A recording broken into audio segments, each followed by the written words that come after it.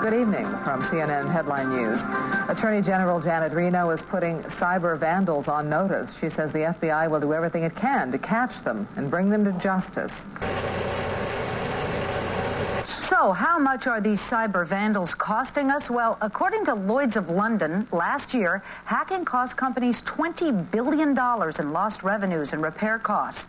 Sounds incredible, but it's true.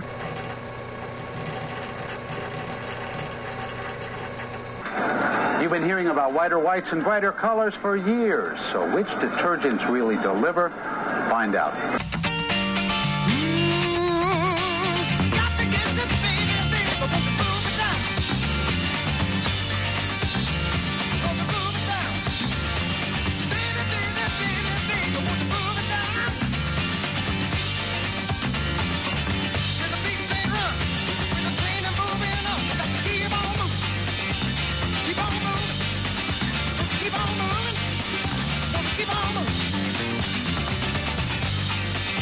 New York's only classic rock station. Doobie. Magníficas tarifas a Latinoamérica.com, the only search engine that...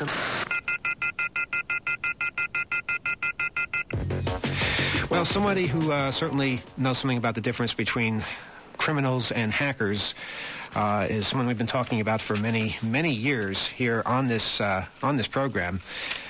He's the center of the whole Free Kevin movement, and of course that would be Kevin Mitnick himself. Kevin, are you there? I'm here. How you doing? Doing a lot better than I was a few weeks ago. Or a couple of years ago, even. When you first went in, the net was a completely different place, wasn't it? Yeah, I think the Mosaic was at version 1.0, and people were using links. I mean, the internet has completely boomed while I was in custody. I remember seeing that article 5 years ago, the front page article. We're not talking about the one that on July 4th, 1994. We'll get to that one in a little bit. But the one on February 15th, 1995 by John Markoff that basically was giving the details of your arrest in North Carolina. In the first paragraph, they said that you were caught with 20,000 credit card numbers, and I think it was 19 paragraphs later that he mentioned that there was no indication that you had ever used any of them. Don't just go blaming somebody without evidence. They say, oh, hackers did this. No, but sure you can.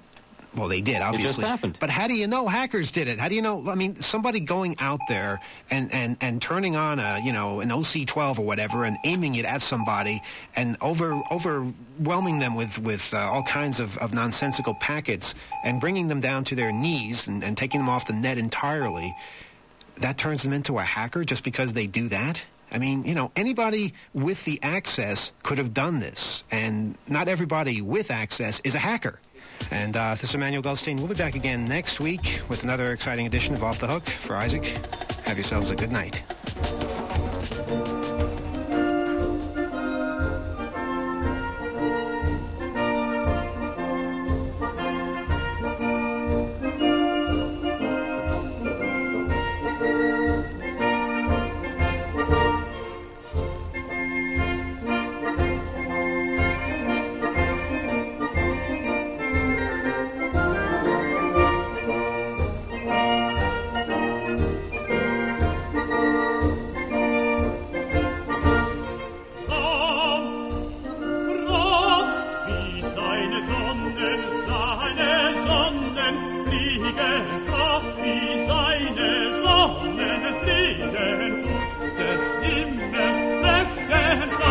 I'm Eugene E.Kashpureff. What do you do? That's a really good question. I've done a lot of things. I've driven a tow truck.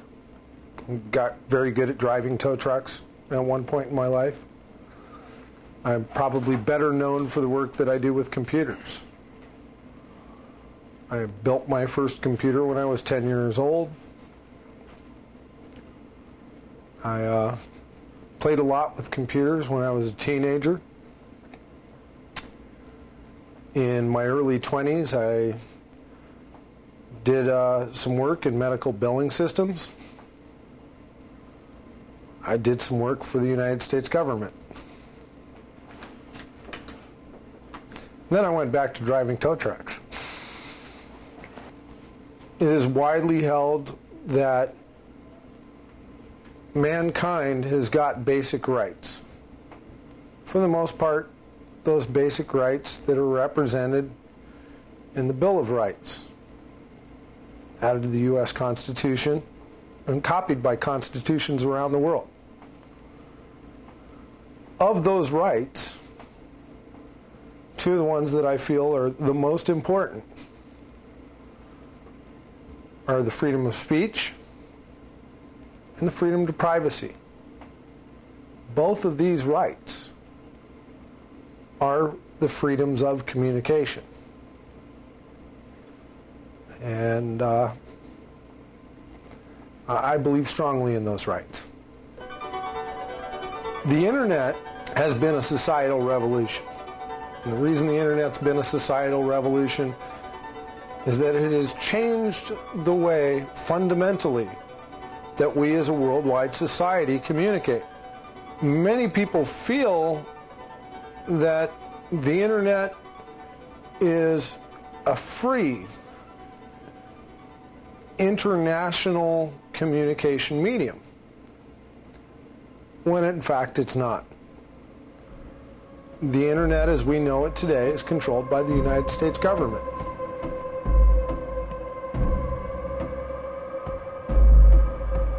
And I'm opposed to this. The United States government, through its contracts and programs, controls everything from IP address allocations to who has overriding authority over the domain name space.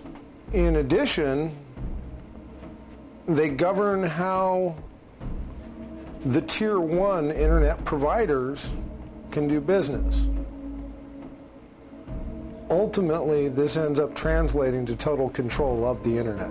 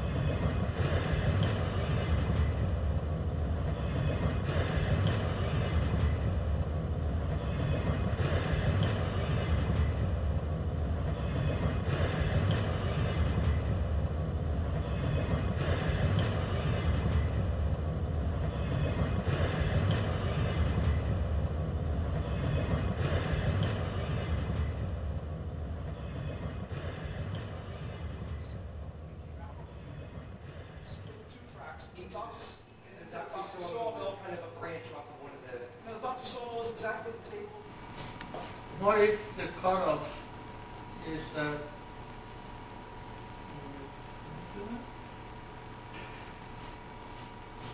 you see, if we got rid of this switch and these two tracks, 3 tracks including the pink one, rose 2.5 inches, then we could duck underneath them here only 1/2 inch down.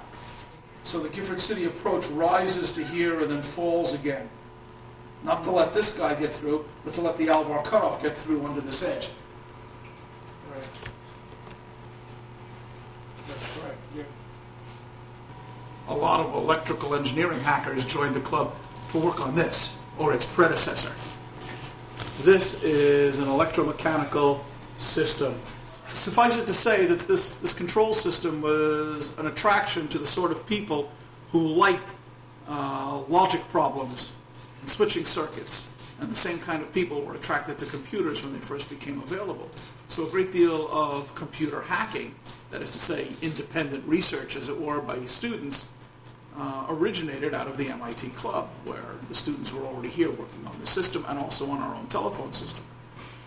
There was a computer available in one of the buildings next door to the original club that had a nice big round display on it, and this was used to make a program called Space War, which was sort of an early video game, which had little rocket ships and a sun. And this was fairly sophisticated in terms of one version of it had a real-time diagram of the solar system where all the stars were and so forth.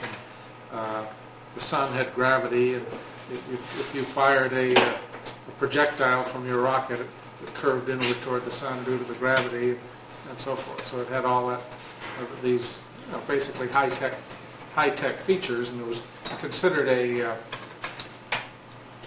intellectual challenge, I think, to add these features. And other people involved would say, "Oh, that's neat. Could you make it do such and such?" So it was always a case of. Peter Sampson actually added the entire celestial firmament, all the stars in all the correct place, slowly precessing across the back. Right, and so this was considered a very admirable thing to do something that was intellectually challenging. I came to MIT in 1958. Actually, the first thing I did when I came to MIT after checking in was to go to the freshman activities midway and found the Tech Model Railroad Club, and sort of never left. Computer hacking at TMRC started with the TX0. We just had this very capable computer of its day. The telephone system security was mostly security by obscurity. That is, the assumption that people wouldn't understand it well enough to exploit it. And so you get a bunch of MIT students for whom understanding how things work is a major goal in life. You're describing as sort of the principle of the attractive nuisance.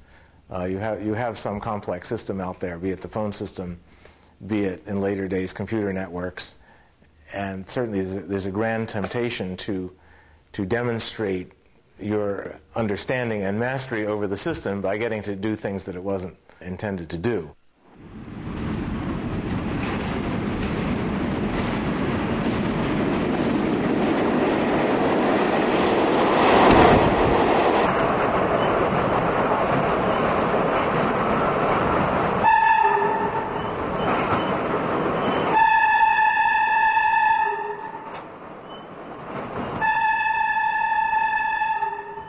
Four or 5 years ago, I got my first computer.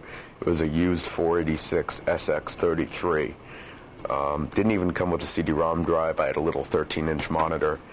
I paid about $800 for it.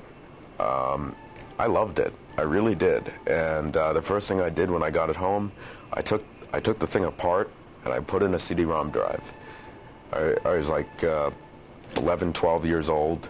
It was the first thing I did before I even turned it on, and I just fell in love with them. I mean, it's something that I absolutely love to do. After that computer eventually broke. My mother got a computer, a Dell Pentium 200 with all of 32 megs of RAM and Windows 98, and I started playing with it, and I started changing literally everything. She would wake me up in the middle of the night and yell at me because her computer wasn't working. I'm Mike Hudack. And what do you do? Right now I'm working at a computer security company doing research into new products. I'm chief scientist over here. I do a lot of computer security research and development. In the past, I've maintained a computer security website and was frequently known as a hacker.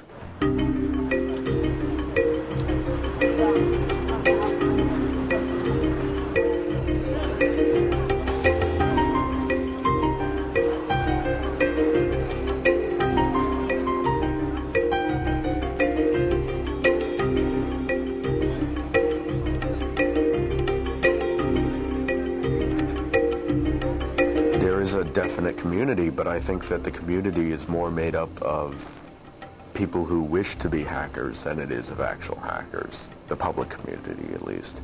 When you see these people at 2600 meetings and the like, they tend not to have the skill that someone who would legitimately be called a hacker would have.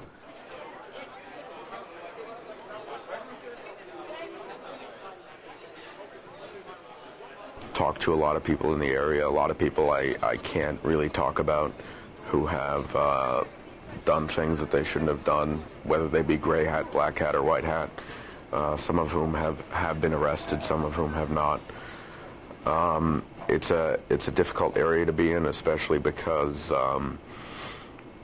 more often than not, the FBI will assume you guilty before proven innocent, and therefore, a lot of these people keep very low profiles. You won't see most of the more skilled people at a 2600 meeting, for instance. And there's good reason for that. It's because they're not, there's a saying that the best hacker is the one you've never heard about, and it's very true. The hackers tend to be loners, but only in society in general, when they're with other hackers, not loners at all.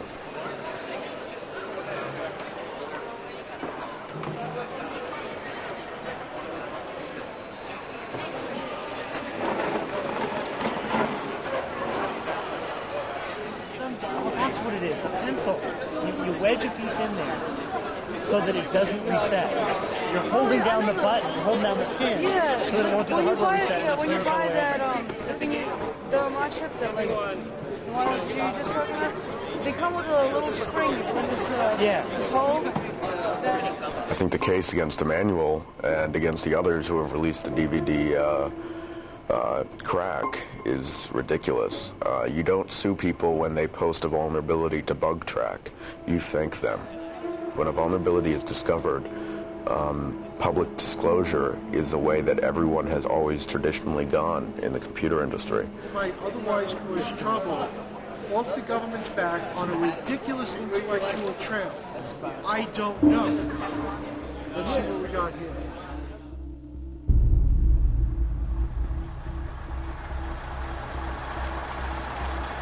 I consider most of the people here in one shape, way, or form hackers, because hackers doesn't just apply to computers. I think it applies to everything. It applies to people who can talk their way out of situations. It applies to people who can take two different pieces of equipment apart that have nothing to do with one another and make a different piece of equipment out of them. I think they're all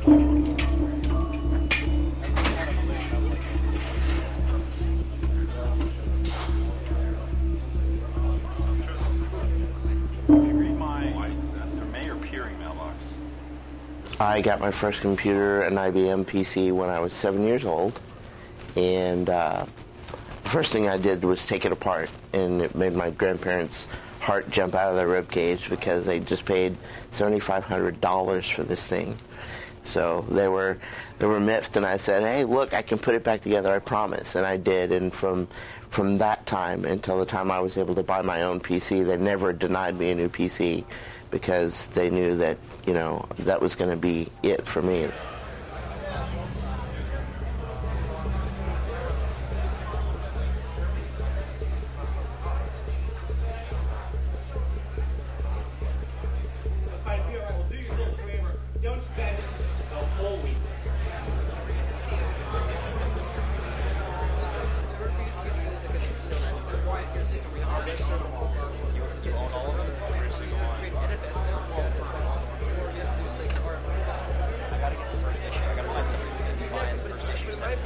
share the knowledge has always been the watchword of TAP, the Technological American Party, which was a newsletter I published for many years. It died out in '84, just as 2600 magazine, the Hackers Quarterly, started up.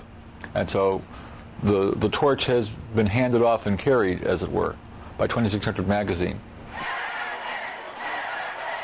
You are in New York, which is an activist center, primarily because you have a large population to draw from, can get together from the various boroughs. They're just a subway ride away. But mostly because New York is the communications capital of America. All the TV networks are here, the news organizations are here, and if it's going to make noise anywhere, it's going to make noise in New York. And so because it's the communications capital, we get all these political activists, and they happen to come to the technology convention of ours. They get up and they bring their politics into our technical sessions, and so it seems like it's a more political convention. Ask the people running it. We'll go, politics? Huh? What?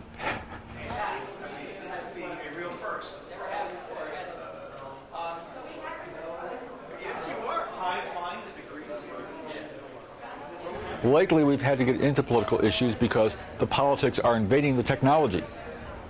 Ordinarily, we don't really like to mess with politics because that kind of adversarial relationship has nothing to do with the pure technical operation and the technical sophistication of what we like to play with, the hardware.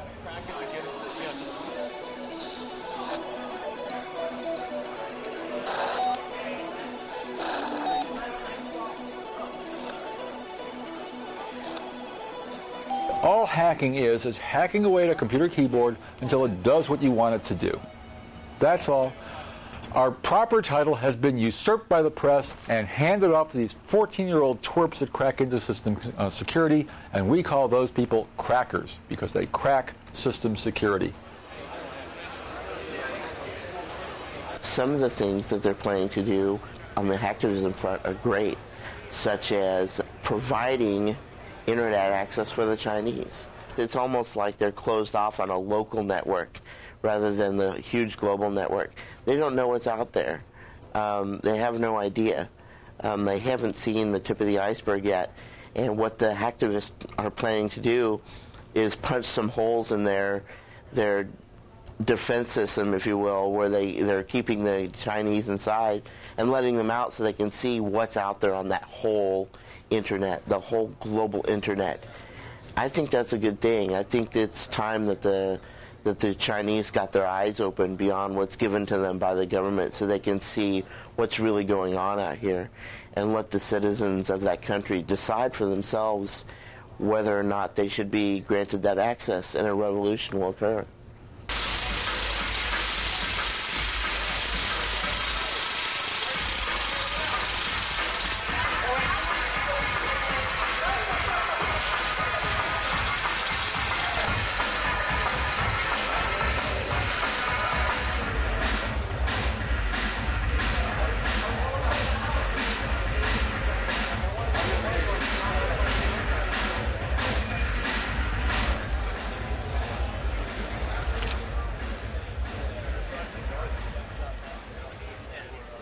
District Attorney has said that I am probably at most just facing a fine. And in Norway, fines are based on income the previous year. And I didn't have any income last year, so... Sometimes a guy is screwed. And I'm terribly afraid Emmanuel might get screwed. But when you look at the solid facts behind the case, the technology behind the case, I think Emmanuel's going to come out on top, and I think the MPAA is just running scared. They started something, they did not understand what they were starting because they don't understand the bits and bytes of the technology, and I think it's going to go back and bite them. If you're wondering why this kid is up here talking about computers that were made 5 years before he was born, the answer is I was always interested in computers when I was very small. And the type of computers that I'm talking about here were the computers that were around then. So I just became very interested in finding out what was around before me and around when I was born. So in the process of kind of having that history lesson, I became very interested in these computers.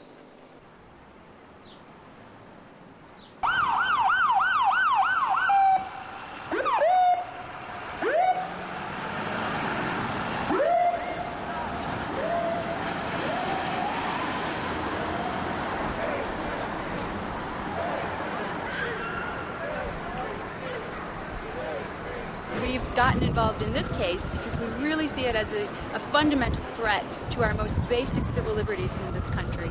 Save free speech! Save free speech! Save free speech! Save free speech! Save free speech! Save free speech! Save free speech! Save free speech! Save free speech! It's not protected speech. It's an act in connection with a theft. And that, I don't believe, is free speech.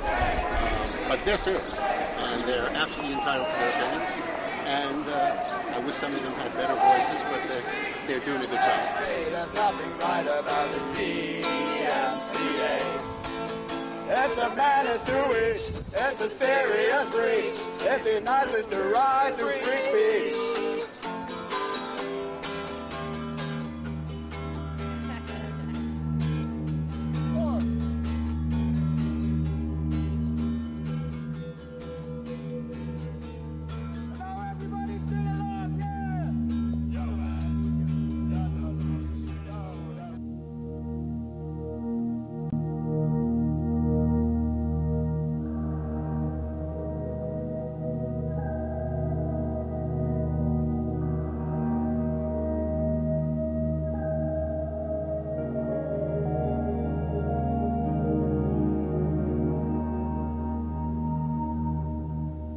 I don't necessarily think it's a counterculture.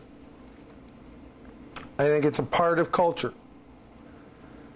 I believe in socially responsible hacking. Technology and the deployment of technology is a great force that is affecting the daily lives of everybody in our society today more and more every day as technology speeds forward. The employment of this technology in our daily lives brings up real issues. Issues that pertain to those basic human rights we hold, those basic human rights of communication. Now, on the one hand, the development of the laws, the accepted societal norms which control that technology is driven largely by commercial interests.